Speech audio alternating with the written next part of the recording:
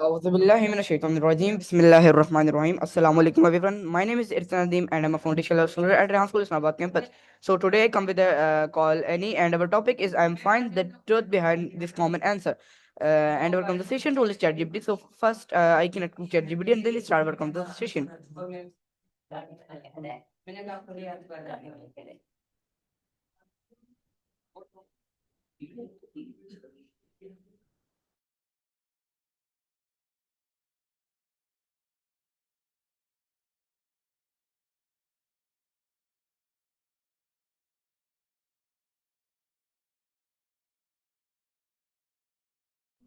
Hello ChatGPT, how are you?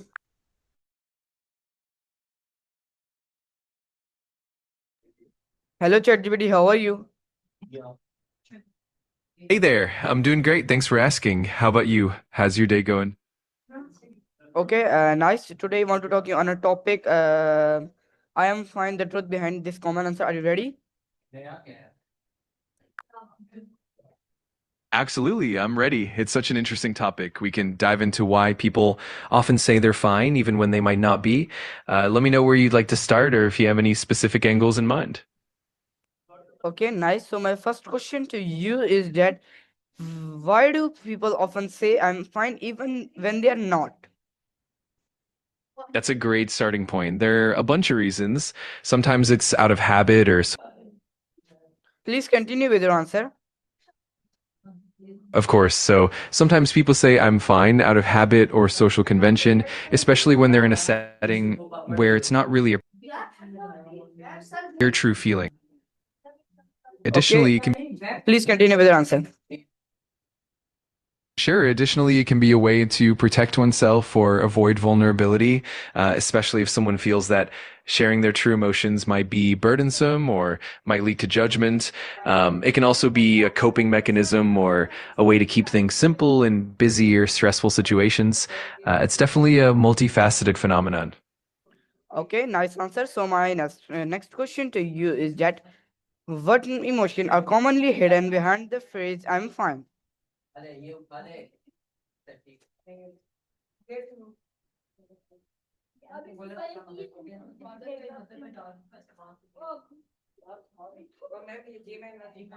Hello ChatGPT, are you hello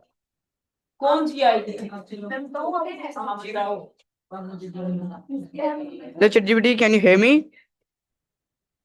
Yep, I can hear you loud and clear. If there's anything else you'd like to Okay, add or so my next question to you is what emotion are commonly hidden behind the phrase I'm fine? That's a really insightful question. Often emotions like sadness, anxiety, frustration, or even loneliness can be hidden behind that simple phrase. Sometimes people also mask feelings of stress or disappointment, especially if they don't feel comfortable sharing or if they're trying to protect others from worry. It really varies from person to person. Okay, nice answer. So my next question to you is that how has society shaped the habit of asking our true feeling? Please give me a long and explain answer. Absolutely. Over time, societal norms have definitely evolved. In the past, there was often a stronger emphasis on maintaining a facade of emotional resilience, particularly in more formal or professional settings. People might have been discouraged from expressing vulnerability due to cultural expectations or even the stigma around mental health. In recent decades, though, there's been a noticeable shift. Mental health awareness has grown and there's more emphasis on emotional honesty, vulnerability. This has been driven by things like the mental health movement, social media conversations, and even workplace wellness initiatives. As a result, asking about someone's true feelings has become more normalized and encouraged, but it can still vary widely depending on the context and the individual. It's definitely a fascinating evolution. Okay, nice answer. So my next question to you is why can expressing and why can expressing feel comfortable for someone's individuals? That's a great question. Expressing feelings can feel uncomfortable for a lot of reasons. For one, there's often a fear of judgment or rejection. People might worry that if they open up, others will see them as weak or will not understand. There can also be a vulnerability in sharing personal emotions, and that can feel risky. Additionally, cultural norms or upbringing can play a big role. Some people are raised in environments where emotional expression is discouraged or not modeled. Plus, there's the factor of self-protection. Sometimes people hold back to avoid burdening others or to maintain a sense of control. It's definitely a complex dynamic.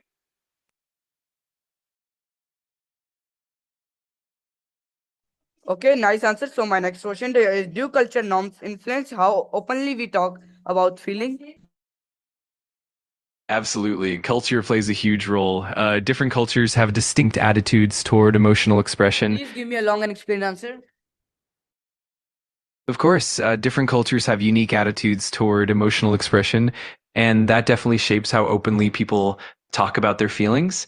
In some cultures, like many Western societies, there's often a strong emphasis on individualism and open communication, encouraging people to share their emotions and seek support. On the other hand, in more collectivist cultures, such as many Asian or Middle Eastern societies, there can be a greater emphasis on maintaining harmony, avoiding conflict, and protecting the group's reputation. This can sometimes lead to people being more reserved about sharing personal feelings. Additionally, cultural norms can also influence what kind.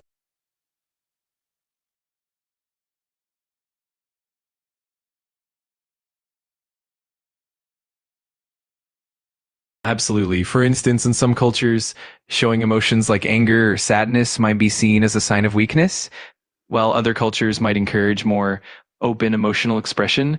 Over time, globalization and increased awareness have started to blend these perspectives, but cultural background still deeply influences how comfortable people feel about sharing their feelings.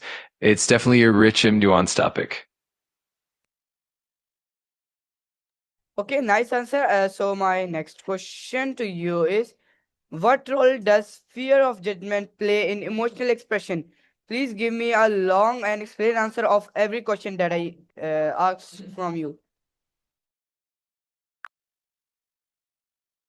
Absolutely. I'll make sure to provide in-depth responses. The fear of judgment plays a significant role in how we express our emotions. At its core, this fear is about vulnerability. When we share our true feelings, we open ourselves up to the possibility of being judged, misunderstood, or even rejected. This fear can be rooted in various factors such as past experiences, cultural influences, or even personal insecurities. For many people, the concern about judgment can lead them to downplay their emotions or even avoid sharing them altogether.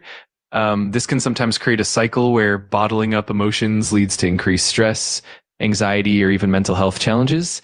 On the flip side, when we feel safe and supported, the fear of judgment diminishes, allowing for more authentic and open emotional expression. Over time, fostering environments that promote empathy and understanding can help reduce ultimately. Absolutely. Ultimately, encouraging empathy, active listening, and non judgmental support can help diminish that fear of judgment. When people feel that their emotions are validated and respected, they're more likely to open up. This in turn fosters deeper connections, better mental health, and a more supportive community overall. In professional or social settings, addressing the fear of judgment can involve creating a culture of openness where mistakes and emotions are acknowledged without stigma. This not only helps individuals feel more comfortable, but also promotes a healthier, more collaborative environment. In essence, the fear of judgment's a powerful factor, but with the right support and culture, it can be significantly reduced, leading to more genuine and meaningful emotional expression. Okay, nice answer. So my next question to you is: what does tone of voice change the meaning of "I am fine"? That's a really interesting aspect. The tone of voice can dramatically alter how we interpret the phrase "I am fine." For example, if someone says it with a cheerful and upbeat tone, it usually suggests that they are indeed feeling okay, or at least trying to convey positivity. On the other hand, if someone says, I am fine with a flat, monotone, or even a weary tone, it can signal that they're actually struggling or not being entirely truthful. The nuances of tone can reveal underlying emotions that words alone might not convey. Additionally, context plays a big role. For instance, if someone says, I am fine during it might, of course, it might indicate that they're actually,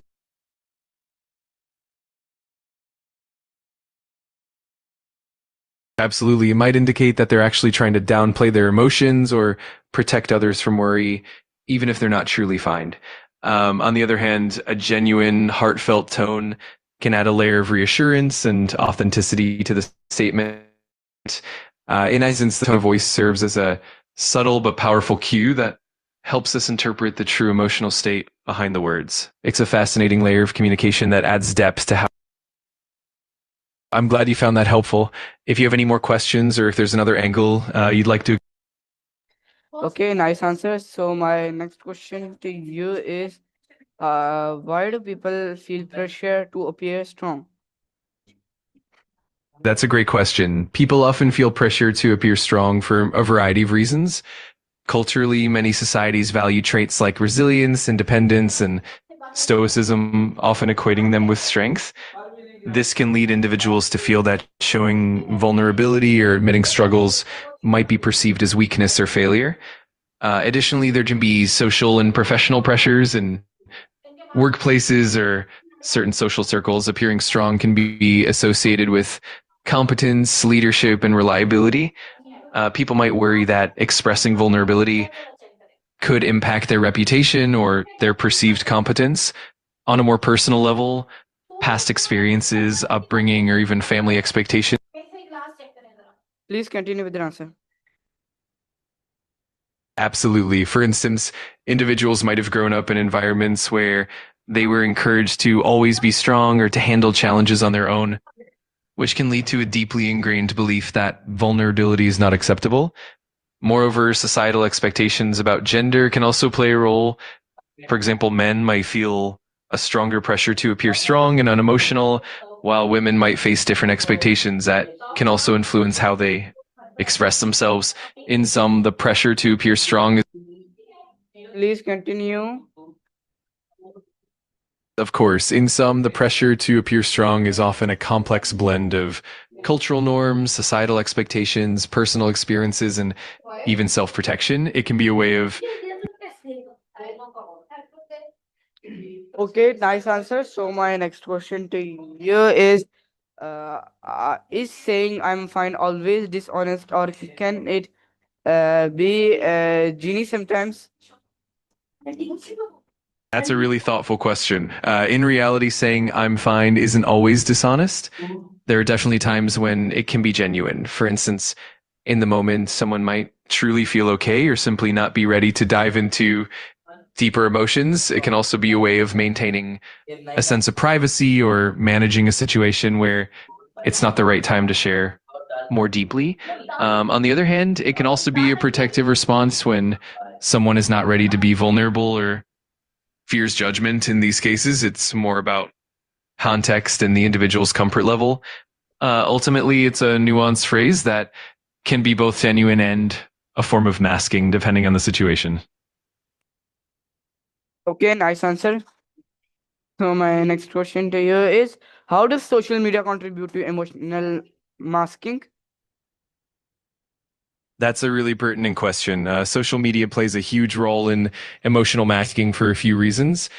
First, there's often a pressure to present an idealized version of ourselves.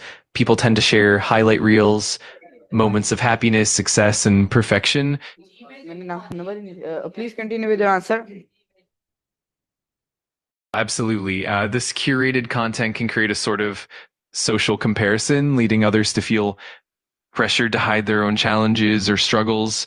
As a result, people might feel compelled to say they're fine or to portray happiness even when they're not feeling that way internally.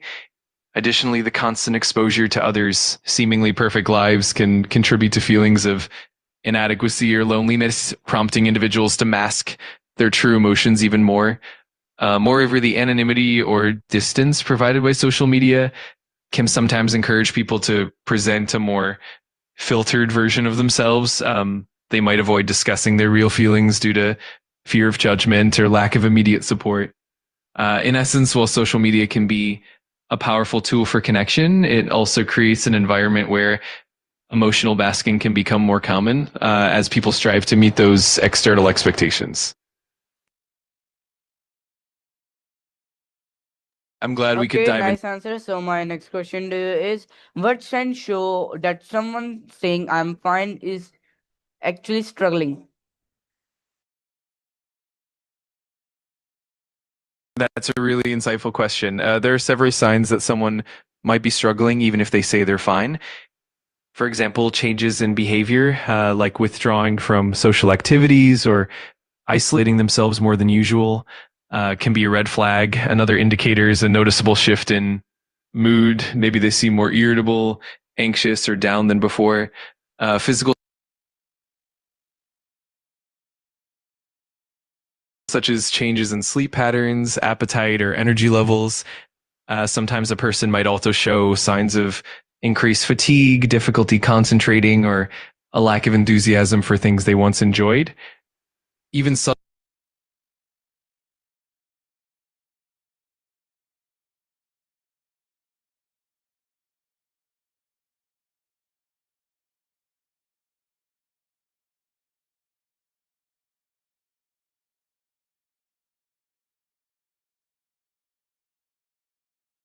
of course, even subtle verbal cues like inconsistencies in what they say or a reluctance to engage in deeper conversations can hint at underlying struggles. Another sign could be a general sense of disconnect or lack of enthusiasm in their communication. Ultimately, it's important to be attentive and compassionate, and sometimes just offering a listening ear can.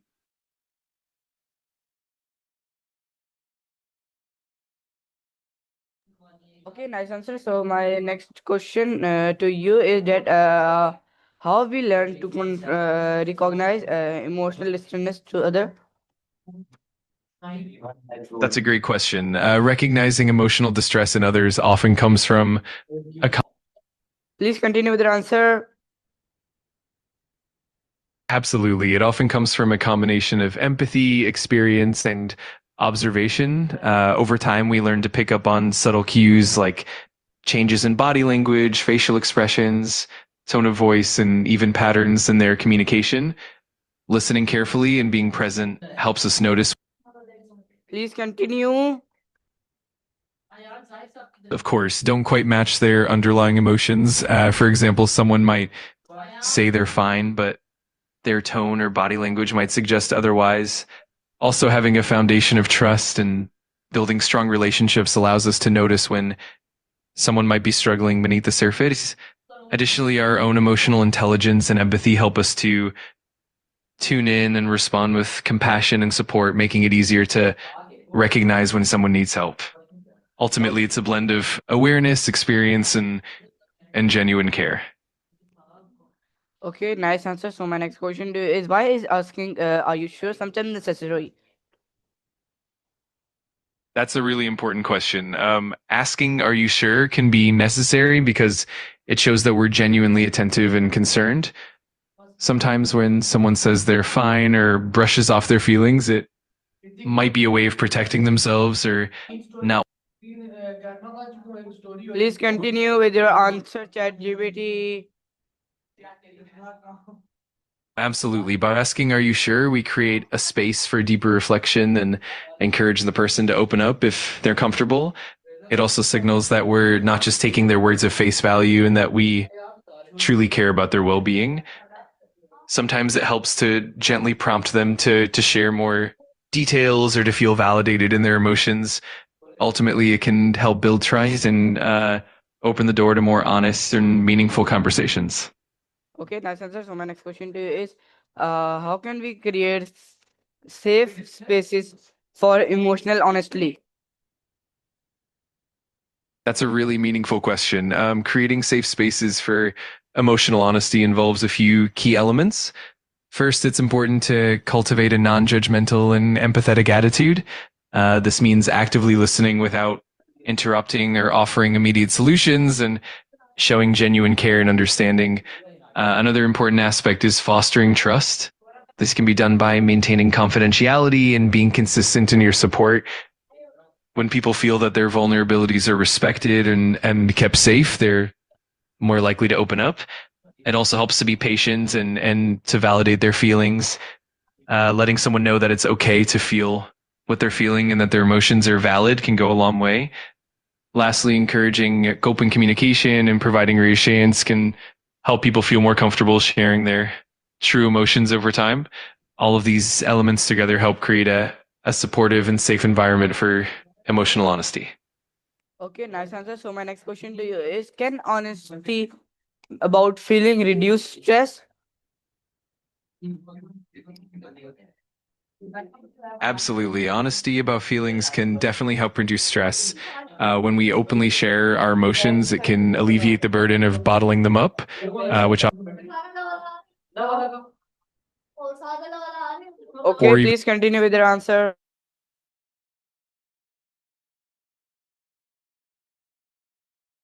of course, when we express our emotions honestly, it can help us process and understand them better, reducing the mental load of keeping things hidden from others, which can be incredibly comforting and validating.